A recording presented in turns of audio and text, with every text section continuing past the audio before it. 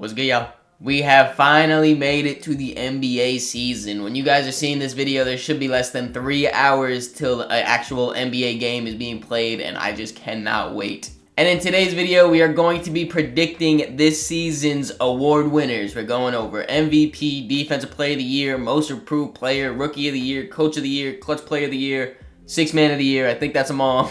But I'm going to be going through all of these awards and giving my top 3 finalists that I think are going to be finalists at the end of the season. You know, there's no better time than to predict some awards that are months in the future than when we haven't even seen anyone play, right? That works out. And real quick, right before we get into it, I do want to leave a reminder to subscribe to the channel if you haven't already. With the season starting, I'm going to be dropping a whole lot of great NBA basketball content. You do not want to miss out, so make sure you hit that subscribe button. And since it's pretty much a consensus right now, I'm going to start off by talking about my Rookie of the Year picks. This is one of my picks where I am in the majority with this. Of course, Victor Wembanyama is my Rookie of the Year as of right now. In second place, though, I have Chet Holmgren. I think that he's going to have an incredible season. And then in third, we have Scoot Henderson. I know I mentioned it before, but this preseason, I've been watching a lot of the Spurs and a lot of Wemby.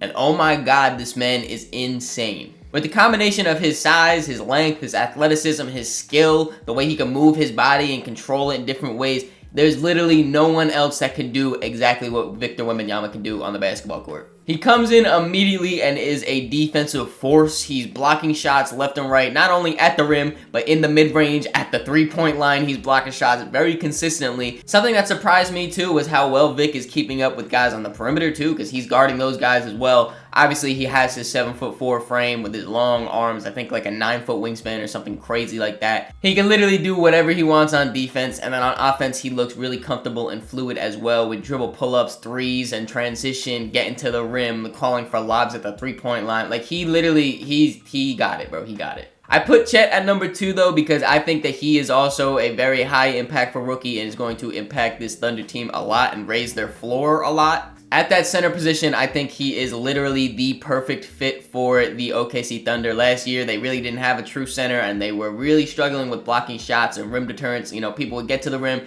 easy lay like that. Chet all preseason has been blocking everything that comes his way. Elite rim protector for Chet right there. And then Scoot Henderson rounds out the top 3 because I think, in my opinion, he's the second best player in this draft class behind Victor Wembanyama. I think he's going to be elite and a star and amazing. And he has a lot of freedom out there in Portland to kind of do whatever he needs to do to grow into an NBA player. I think he'll be impactful, but just not nearly as impactful as these 2 top guys. And now we can move on to the next award, which is Coach of the Year. For this one, I have Joe Mazzulla of the Celtics taking home Coach of the Year, with Rick Carlisle of the Pacers in second, and Michael Malone of the Denver Nuggets in third. I chose Joe Mazzulla to win this award because I think the Celtics have a good chance at being one of the top seeds in all of the NBA, to be honest. They could have one of the best records in the entire league, and of course, a big part of that would be their roster, but also a good part of that is Joe Mazzulla. Last season, he finished top 3 in the award in his first season being a head coach. Now that he has that experience, I think he would be able to build up upon that. Obviously, the voters, they see that he is a good coach now. You know, there's a little bit of narrative and coach reputation involved in this award. And the Celtics have just been a good regular season team for a while now, so I think that does continue.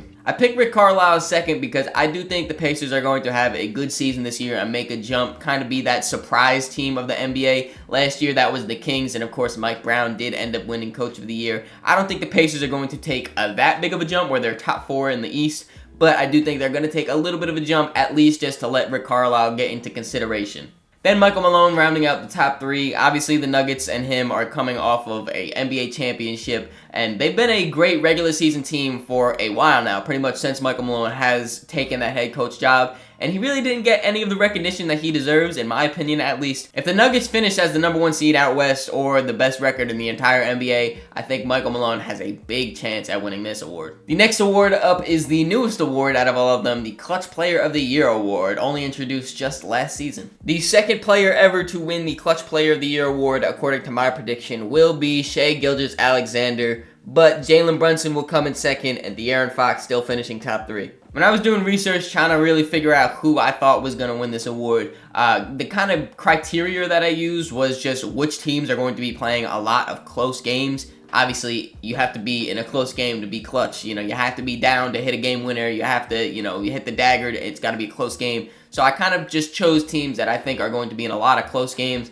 And the Thunder, the Knicks, and the Kings, they will be. I picked Shea to win the award, though, because I think that he has a lot of memorable clutch moments, and, you know, when you're voting on this, you have to kind of think back, all right, be like, all right, who hit a game winner, who hit these, you know, dagger shots, and I feel like Shea, in his young career, already has a decent amount for the Thunder. Last season, he was pretty good in the clutch, too, being a top 15 scorer in the league in the clutch time, but the Thunder did lose a lot of those clutch time games. I forget what their exact record was, but they lost a majority of them. This year, I think the Thunder are going to be better as a team, which is going to help them, you know, pull out those wins and make those stats look better. Shea, you know, he's still growing as a player, taking those steps up, so I think that he could really solidify himself at this. For Jalen Brunson, he was an even better clutch time scorer last year, ranking 4th in clutch scoring. And I do think he has another step to take as well. I think he'll be an all-star this season and everything, maybe even an all-NBA team. And I think the Knicks, you know, they are a grounded-out team. They're going to be in a lot of close games, and Jalen Brunson is their closer. And I put De'Aaron Fox at 3rd because he won last year by such a big landslide. I don't think it's just going to fall off a cliff like that. Also, this probably is the most narrative-based award, I would say, because, I mean, yeah, you can look at the clutch time stats and all that, but I would assume a lot of these guys are just kind of going off the top of their head. Don't get me wrong, though. De'Aaron Fox is clutch. Like I said, he won by a landslide last year because he was that good in the clutch. Now moving on to probably the most difficult award to predict, and that is, of course, the Most Improved Player award. And winning the award, I do have brand new Portland Trailblazer DeAndre Ayton. Coming in 2nd, though, I have Tyrese Maxey, and I don't know if this is a little bit of a hot take or a surprise pick, but I have Caleb Martin finishing in the top 3. I picked DeAndre Ayton because he kind of fits that mold of like the Lauri Markkanen or Brandon Ingram, or I guess you can kind of throw Julius Randle in there, even though he was on the team for a year before he won. But those guys that move teams get a new type of responsibility and role in their team, and they just kind of break out, and I think DeAndre Ayton could do that. It was obvious he didn't want to play in Phoenix anymore, so I think now he's going to be in a new place that he feels welcome and wanted. He'll be the #1 option, so I think his numbers will go up just strictly based off that. And I think if he can average about 24 and 12, like, he can lock up this award pretty decently. Add a little bit of defense on there too, and damn, bro, that's your award to win. I put Tyrese Maxey on this list because of, obviously, the James Harden situation. Everything's kind of up in the air with that. If James Harden gets traded and the return is as low as it's reported to be, obviously, Tyrese is going to be bumped up into that #2 option and have a lot more responsibility. And I think he has the talent to really, you know, shoulder that load and be able to do it. He's a great three-point shooter, great out in transition, can get to the basket, has a little bit of playmaking on there too. He can really kind of do whatever you need him to do on the offensive side of the ball, and I think he could have like an all-star type jump. And then for Caleb Martin, he stepped up incredibly for the Heat in their playoff run. His efficiencies went up, his points per game went up. He just kind of completely turned into a whole new player. And on top of that, the Miami Heat lost Max Strus and they lost Gabe Vincent, 2 guys that took a decent amount of shots. You know, they got Josh Richardson back, but, I mean, he's not going to take all of those shots away. Some of them are going to go to Caleb Martin, I would assume. And the Heat seemed to hold Caleb Martin to a pretty high standard because they were saying he was untouchable in the Dame trade. They didn't want to trade him away for Dame, nothing. They wanted to hold him on. Obviously, they see something in him. So if he does get that increased offensive role and paired with his incredible efficiencies and production from the playoffs, I mean, he only averaged less than 10 points per game last season. He puts a calm 16, 17 up, he could win the award. More than halfway done now. If you're still watching at this point, I appreciate you. Make sure you leave a like on this video and also comment down below your favorite award, and that's how I'll know you're still watching at this point. Next award up is one of the ones that I almost forgot while doing this video, and that is Sixth Man of the Year. You guys had to know I was going to have at least one homer pick on this. Emmanuel Quickley is my prediction for Sixth Man of the Year. Buddy Hield coming in 2nd, and then Malik Monk in 3rd. IQ finished 2nd in Sixth Man of the Year last year after an incredible campaign, and I have no doubt in my mind that he's going to come back and at least match that, but probably even get better considering that's what he's done every single year he's been in the NBA. It's just improve, improve, improve, improve. Something that he has on a lot of these Sixth Man of the Year candidates is the fact that he is a two-way player. He makes an impact on defense. He makes an impact on offense. A lot of these other guys are kind of just straight bucket getters. And also, he did not get his rookie extension from the Knicks for some reason, so I'm sure he's going to have a little bit of a chip on his shoulder, and he's going to, really want to show the Knicks why they should have paid him. Pay IQ, bro. Come on. Then I put Buddy Hield in 2nd, even though I know he requested a trade because he doesn't want to come off the bench. He wants to, go somewhere where he could start. But the Pacers, they've known to be guys that are just like, all right, maybe, you know, we'll see if there's a trade out there. But if not, you'll just stay. Obviously, Miles Turner, who they extended, they're going to keep him. Buddy Hield has been in the trade rumors for, I don't know, 3, 4, 5 seasons, however long it's been. But I think even though he's coming off the bench, the shooting that he brings, the Pacers are going to have no option but to play him a whole lot of minutes. I think his scoring is incredible. He's a spark plug, can just turn on fire like that at any given moment. And then Malik Monk rounded out the top 3. I can't remember if he finished top 3 last year or if he was just in my top 3 last year. Either way, though, he had an incredible season last year scoring the ball off the bench. And I think that's going to continue. You know, the Kings had the best offense last year, and I think they're going to still have a great offense. A lot of that from Malik Monk. Only got 2 awards left, and they are the biggest ones right here, starting off with Defensive Player of the Year.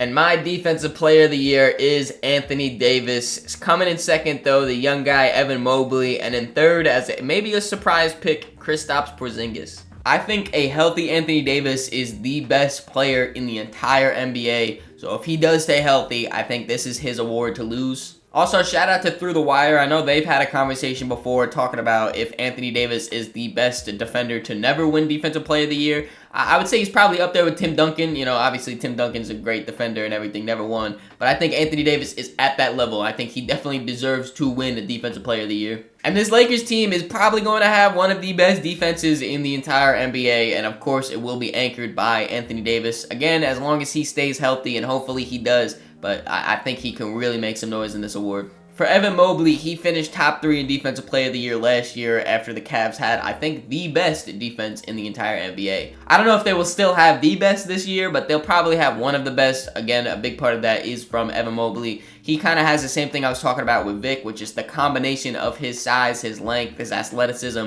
He can play the perimeter. You know, when they play that zone, he's up top kind of just mucking up a lot of the things on the perimeter, but he's also an incredible shot blocker with his length, his instincts, and everything. He can really do a lot on the defensive side of the ball. And then kind of as my out-of-the-blue type of pick with Kristaps Porzingis, I think the Celtics probably will have the best defense in the entire NBA. I think they were going to lock teams up, and I think Porzingis is going to be the anchor of that. So I think that alone is going to get him, you know, that recognition. I know he's playing with loads of great defenders with Derek White and Drew Holiday and Jason Tatum and Al Horford, Jaylen Brown, literally countless great defenders that he's playing with. But I think those numbers are going to jump off the page. I think he's going to be down low, blocking everything. I think he almost averaged like almost a full steal last year as well. So just in the defensive scheme of the Celtics, I think his numbers could be insane. And I think the team's going to be good defensively. I think he's going to be good defensively. I think he'll just get at least a little bit of a mention. And the moment you've all been waiting for, the MVP. And my pick for MVP is Jason Tatum. Nikola Jokic is coming in second yet again, and then Giannis Antetokounmpo rounding out the top 3. My criteria for this one was basically, are you a top 10 player, and are you going to be on a good team? And all 3 of these guys check those boxes. Of course, I do have Jason Tatum as my MVP winner, though. This would be his first time winning MVP, so shout out to Jason Tatum if this happens. I think Tatum is ready to take that next jump. You know, he's already solidified himself as a superstar. Now he has to solidify himself as one of the best in the league, and I think he can do that. You know, he plays 2 ways, defense and offense.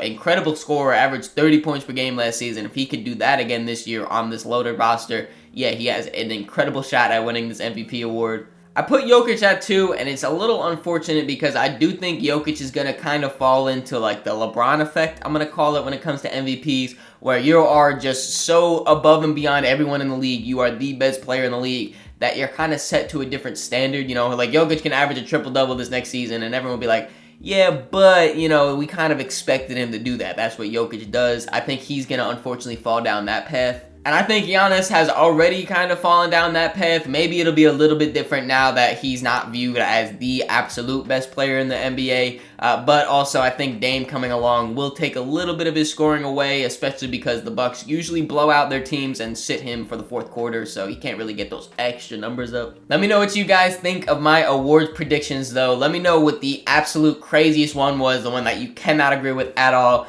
and then the one that made you think, oh yeah, I could definitely see that happening. Hope you guys enjoyed this video, though. If you did, make sure you leave it a like, subscribe so you don't miss the next one. In the description, there's links to all my social medias, so make sure you follow me on all those to keep up to date with me. Catch y'all.